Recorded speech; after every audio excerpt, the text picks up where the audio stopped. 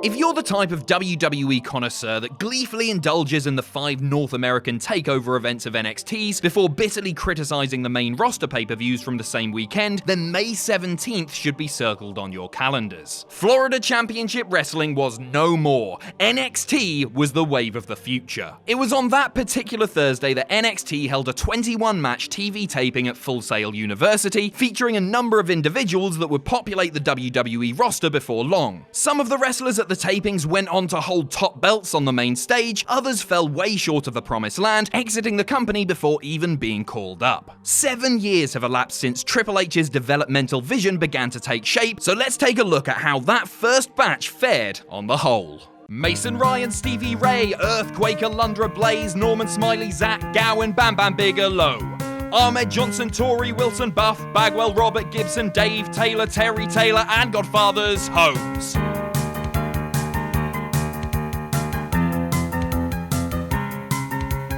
Dwayne Gill, Adam Bomb, Michael Hayes, Cor Von, S.A. Rios, Jim Manai, the manager from Kai and Tai, Jim Powers, Francine, Jack Swagger, Mean Gene, Fat Chick Thriller, Duke the Dumpster, Oklahoma Manta. What happened to that wrestler? Some were main eventing, which leaves me lamenting. What happened to that wrestler? Some since long forgotten, but their memories live on. Xavier Woods. The first match in NXT history was won by the future trombone-playing, pointy boot-wearing member of the New Day. At the time, Woods was still trying to find his voice, languishing as an adrift singles competitor, though months later, he began to play on his love of retro pop culture, the foundation of future success. Woods today is rather prolific on WWE TV, tagging regularly with Big E, as well as accompanying Kofi Kingston in his reign as WWE World Heavyweight Champion, baby! Dean Ambrose. And the loser of that dark just so happened to be one of the prize stars of that class, the future lunatic Fringe himself. WWE clearly had big plans for Ambrose, as at one point in 2012, he was slated to feud with Mick Foley, before Foley had to pull out due to his accumulated injuries. After a 6+ year run on the main roster that saw him win the company's Grand Slam, Ambrose exited WWE in April 2019 before jumping ship to All Elite Wrestling. He debuted at the end of Double or Nothing under his old ring name Jon Moxley, attacking Chris Jericho and Kenny Omega and instantly changing the landscape of the wrestling world. Bo Dallas. From the New Day to the Shield to the social outcasts. Well, not every stable's going to be a winner. Dallas eventually gave NXT fans something to believe in when he reigned for 9 months as NXT champion starting the following year, though to be fair, the Full Sail crowds rejected him like an incompatible organ transplant. Dallas has had his moments, but he and B-Team ally Curtis Axel have faded quite considerably. At the time of recording, they've been clashing with heavy machinery on the house show circuit, but rarely make it to TV. Still, it could all turn around. All you have to do is believe. I mean, somebody has to. The Ascension. It's not exactly what you might think. The man you know as Viktor wrestled in singles action at these tapings under the name Rick Victor, while partner Connor, then known as Connor O'Brien, teamed with an individual named Kenneth Cameron, the future Bram in TNA. Connor and Viktor still patrol the undercard as misfit LOD ripoffs today, while Bram tours the world working various promotions. CJ Parker. In 2012, the man named for Pamela Anderson's Baywatch character was thrown to the wolves in a squash match versus the Ascension. Soon enough, he'd begun to appear as a friendly hippie before his unpopularity led him to being rewritten as an ill-tempered eco-warrior, doing everything short of calling the indulgent fans fickle. Parker reinvented himself mightily after leaving NXT in 2015 and has become a popular fixture of the New Japan roster. He even won the IWGP US title, but recently lost it to a rampaging Jon Moxley. Mike Dalton. Parker's ally in that accelerated beatdown was the nimble and athletic Dalton, who himself benefited from an eventual character change. A year later, Dalton became Tyler Breeze, a narcissistic selfie enthusiast. Breeze sadly hit a bit of a ceiling on the main roster, his Fashion Police segments alongside Fandango deep in the past, but has since returned to NXT. Currently part of the North American title scene, he truly seems to have revitalized his career. He also regularly outperforms Xavier Woods on Up Up Down Down's Battle of the Brand series, which is a nice bonus.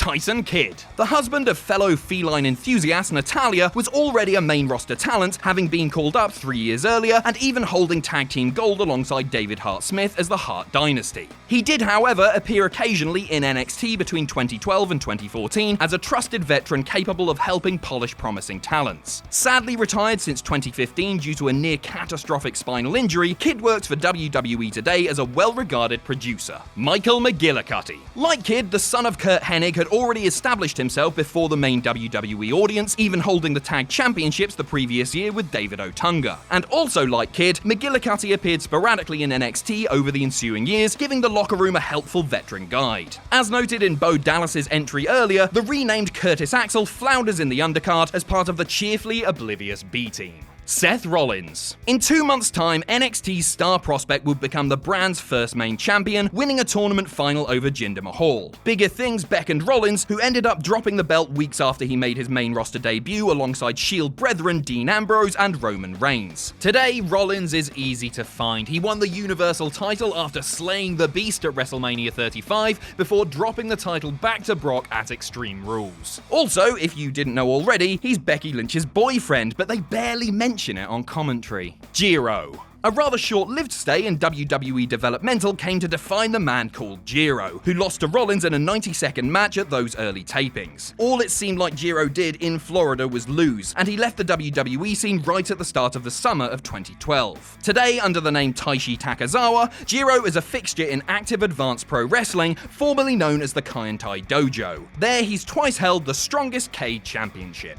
Jinder Mahal. Mahal had already debuted on the main roster the previous year, but failed to make much of a lasting impression in his partnership/feud with the Great Khali. A return to developmental looked to jumpstart the young heavyweight, but really just set him up for his time in 3MB. Mahal's second WWE stint proved improbable, as he won the WWE Championship in 2017, but has receded to the undercard since. Jason Jordan. The purported son of a gold medalist toiled in the developmental undercard for some time, though he did briefly reign as FCW Tag Team Champion around this time. It wouldn't be until 2015 that he'd find his footing in NXT, forming American Alpha alongside Chad Gable. Out of action with a career-threatening neck injury since early 2018, Jordan has been helping out WWE in a behind-the-scenes capacity. Leo Kruger. Kruger's piercing eyes added credence to his role of maniacal bounty hunter, though he'd later trade in his dangerous aura for life aboard a raucous party bus as Adam Rose, the apparent childhood hero of No Way Jose. One can only wonder what the survival-mindedness of Kruger could have done with a giant rabbit. As of June 2019, the real-life Raymond Leppen is retired from the business, having wrestled his retirement match against Bull James. Aiden English. English wasn't even 1 year into his wrestling career at the time, and it would be some time before his impressive pipes got put to good use. For over a year after this, the eventual vaudevillain was little more than job fodder, taking his lumps from the more ascendant wrestlers. English's primary role these days is providing color commentary on 205 Live. The Usos. When you realise just how good Jimmy and Jey Uso are, both as tag team wrestlers and as colourful personalities, it's staggering in hindsight how WWE seemed to continuously miss the boat on them over the years. In 2012, the brothers still portrayed the way too happy and eager babyfaces, and were 4 years away from busting their best gimmick out of the Uso penitentiary. Jimmy and Jey recently migrated to Raw in the 2019 Superstar Shakeup after a dynamic 3-year run on SmackDown.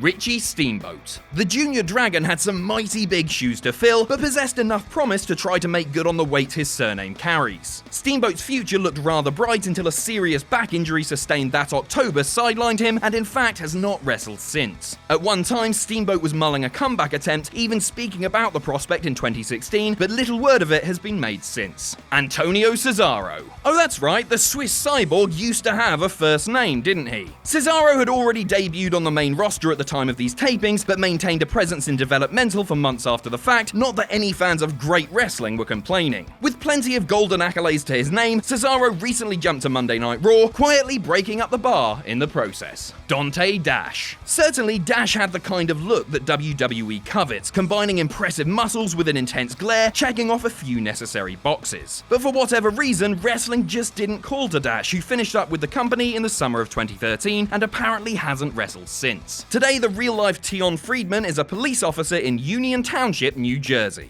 Derrick Bateman. Life used to be so simple for Mr. Bateman, whether he was winning the love of Maxine or living the privileged life on Auntie Dixie's dime. Bateman had obvious promise, but bashed his head on a very low ceiling in WWE at the time and found greater success with a reinvention in TNA soon after. Today, EC3 is back in WWE on the Raw brand, where per a contractual obligation, he is never allowed to speak. Johnny Curtis. Curtis and Bateman may have resided in the lowest of tiers in WWE throughout their NXT redemption run, but let's be fair, given a choice between competing for belts or for Maxine's undying love in the undercard, the latter wins easily. It wasn't long before Curtis was reborn as Fandango, the pretentious foxtrotter that would soon become a cult figure in WWE. Fandango is still with WWE as of this writing, but has been out since June 2018 with a shoulder injury. RTruth. He wasn't there to develop any, but Ron Killings helped add a little bit of name value to those inaugural tapings. At the time, Truth reigned as one half of the WWE Tag Team Champions alongside Kofi Kingston, a run that continued through SummerSlam. Truth is still a crowd-pleasing, familiar face and is a crucial part of WWE's 24/7 title scene. In fact, he and Drake Maverick are currently locked in the feud of the century.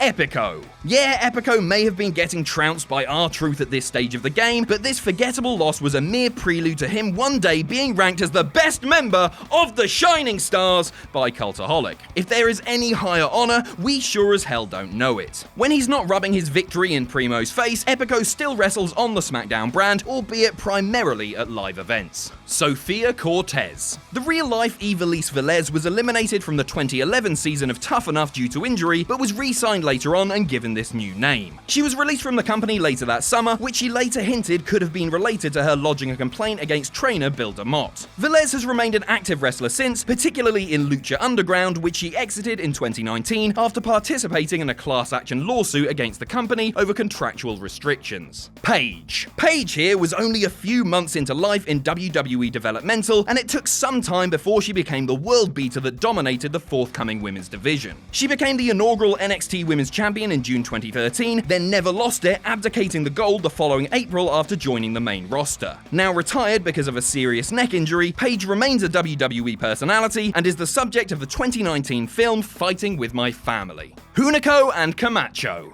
Their bike riding act didn't exactly get over on the main roster, but that didn't stop either man from finding better success with a different identity. Hunico later took on the Sin Cara role, though he's endured recent injury woes. He made his return in the 50-man Battle Royal in Saudi Arabia, but hasn't been seen since. As for Camacho, he's living a better life as part of the Bullet Club under the name Tangaloa. Corey Graves. The dapper suits and constant shoutdowns of Renee Young and Byron Saxton sometimes lead you to forget that Graves was a wrestler and a rather promising WWE hopeful. However, concussions sustained during 2013 and 2014 brought an end to his in-ring career, after which time he transitioned into the booth. Graves remains a commentator today, working on both the Raw and SmackDown brands. Jake Carter. Graves' partner at those tapings was former Oklahoma University football standout Carter, who happens to be the real-life son of multi-time world champion Big Van Vader. Carter, whose real name is Jesse White, wrestled only a few times after leaving NXT the following year and has been inactive as a wrestler since 2015. Since the passing of his legendary dad, White has maintained his father's Twitter account and helped Kenny Casanova in completing a forthcoming biography of Vader's life. Nick Rogers. For in-ring alone, Canadian grappler Rogers didn't make too much of an impact in WWE developmental, though he did become a cult figure on the internet due to his apparent lack of a belly button. After departing NXT later in 2012, Rogers wrestled just a few times more before finishing up in early 2017. Today, Austin Spencer is a mortgage investor in Langley City, British Columbia. Kassius Ohno. Chris Hero made his developmental start months earlier in FCW and spent his official NXT debut putting away the future Tyler Breeze in a matter of minutes. His first run ended somewhat unceremoniously later in 2013, with reports that Ohno had been skipping conditioning programs at the Performance Center. Ohno returned at the end of 2016 and continues to wrestle for both NXT and NXT UK.